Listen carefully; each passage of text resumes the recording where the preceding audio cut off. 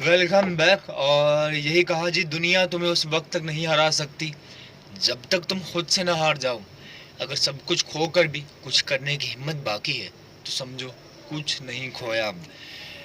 यकीनन सब कुछ खोकर भी कुछ करने की हिम्मत बाकी है तो समझो कुछ नहीं खोया अब। एब्सोल्युटली जी। और आपकी ज़िंदगी में वो से जितने दोस्त मौजूद हैं आपसे कहूँगा अब, या जो देख रहे हैं, आपकी ज़िंदगी में वही कशफ होता है जो आप सोचते हैं।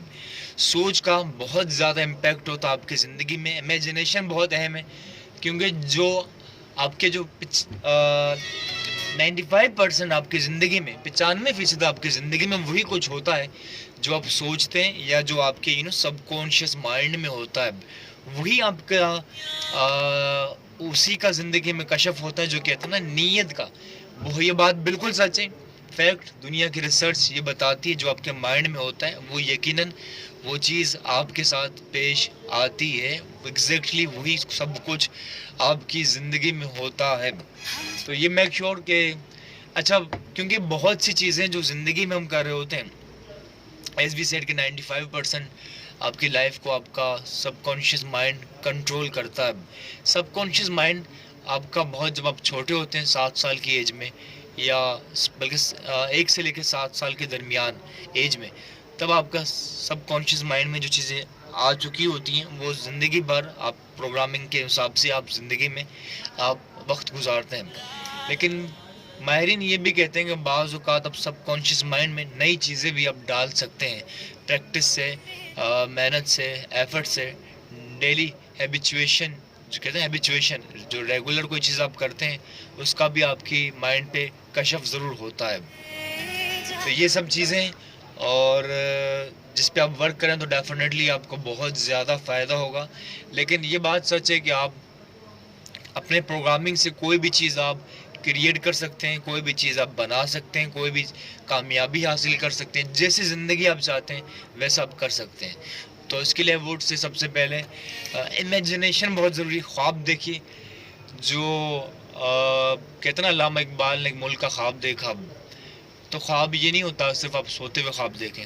आपकी जो सोते हुए भी पावरफुल होता है, क्योंकि उस टाइम आप का माइंड ज़बरदस्त काम कर रहा होता सोते हुए भी, ठीक है, ये बात सच है। लेकिन साथ ही ख्वाब, जो आपका मकसद अगर आपके जहन में रहे, जितना ज़्यादा सोचते हैं आप मकसद की तरफ, नफ्सियात का कानून है, आप अपने जहन में जो तस्वीर अपने बारे में बनाते हैं वो अगर काफ़ी देर तक या मुसलसल या काफ़ी टाइम तक आपके जहन में रहे तो फिर आप बहुत जल्द बिल्कुल वैसे ही हो जाएंगे जो आप सोचते हैं।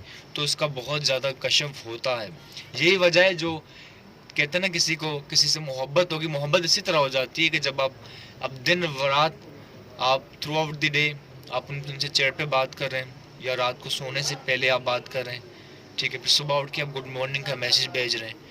ये सिलसिला अगर 3 महीने तक जारी रहे तो क्या होता है कि आपके ये सबकॉन्शियस माइंड में वो शख्स बैठ जाता है, ठीक है, फिर आप उसके आदी हो जाते हैं। उसके बाद आपको लगता है कि उसके बिना आप ज़िंदगी नहीं गुजार सकते, ऐसा होता है।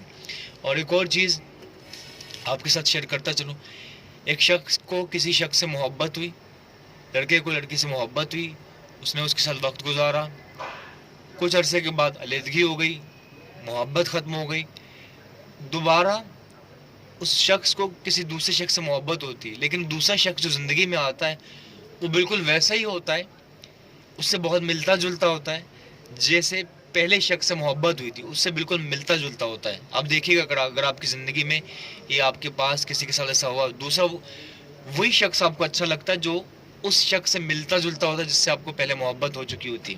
उसकी आदतें, उसके अंदाज़, उसका दिखना, उसके बाल, कुछ भी चीज़ें जो एक सी होती हैं। तो क्योंकि इसलिए होता है कि उस शख्स की पिक्चर इमेजिनेशन आपके माइंड में ऑलरेडी मौजूद थी, तो आप उसी तरह के शख्स से अट्रैक्ट होते हैं। तो ये चीज़ भी फैक्ट बताते हैं।